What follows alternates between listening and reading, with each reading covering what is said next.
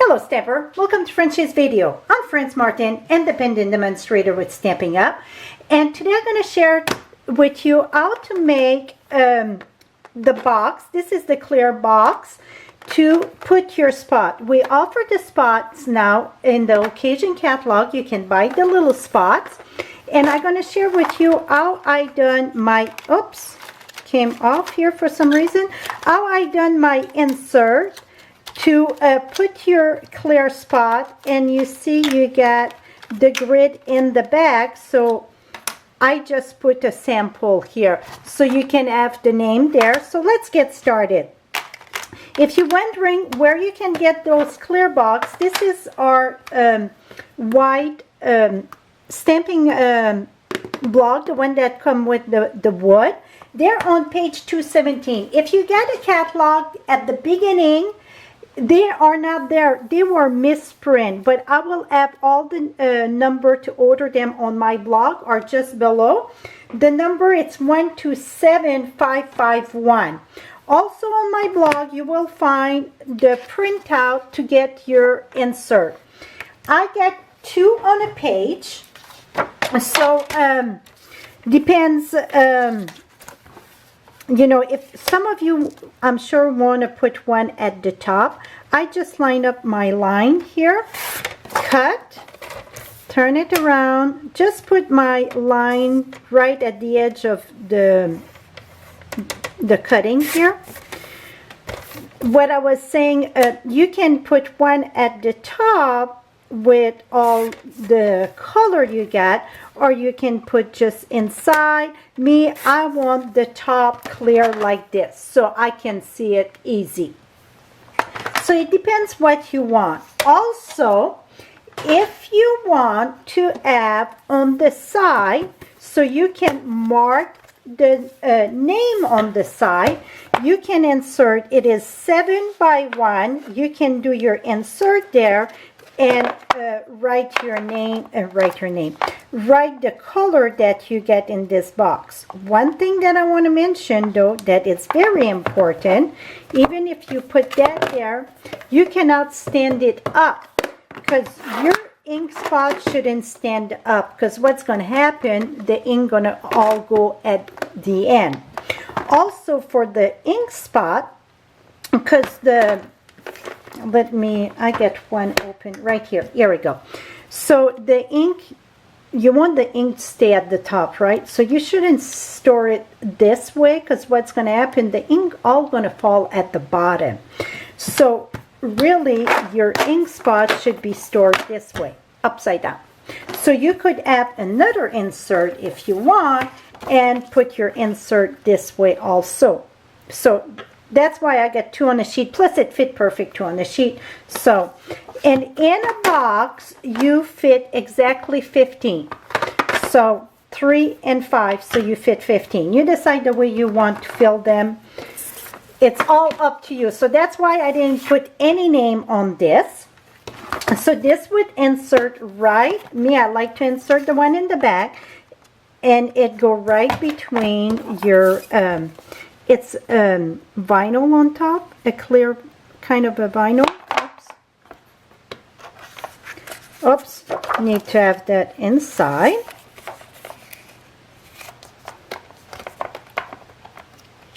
Make sure it's pushed all the way. And I'm going to keep this on the side here.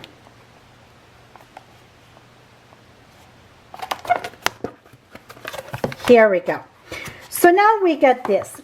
Now the next step that you want to do, you want two strip that measure 3/4 by 7. Again, it's 3/4 by 7, and I am using the heavy whisper white. I would not recommend the regular white because it's more thin, or you can use color cardstock too, but I would recommend a thicker cardstock, so the heavy white cardstock worked perfect for that. Now you're going to take this, put that right in here. I decided this was a lot easier than measure all step, because it would be the 7/8 and 3/16 and so on. So this way you don't have to remember any measurement. Just do a little dots where the line is. And I think you can cut both at the same time. So you get this on the 7. Now you're going to do the same thing on 4 of them, 5 by 3/4. This time it go this way, and I would suggest that you do 2 at a time, and it's a little bit wider. Don't worry, just center it, put your mark and your mark. So now we're going to take these things here, and where you get the mark, you're going to do a straight line about a 3/4, a little bit more than halfway. Put it that way, this way. Now the same thing with these. We're going to cut. Make sure it's equal here. So like I said, not too much to the bottom, but a little bit more than halfway. It's going to be perfect. Now over here, now one thing I want to point out, if you find it very tight to insert, you're going to see what you can take this and take a little sliver just at the top. When I mean a little sliver, see, you don't have to do this, it's just make it a little bit easier to slide. When I mean a sliver, I mean a sliver. Now you're going to take these and you're going to insert one inside the other. Oops.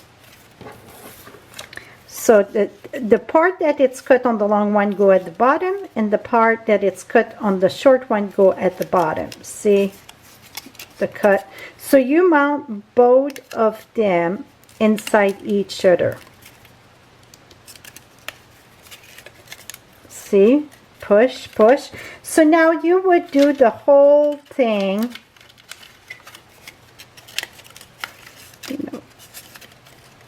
I'm trying to hurry up here, and you know what, just take my time, and it's going to go much. See, now it's going a little bit tighter because I didn't cut the V on the other one.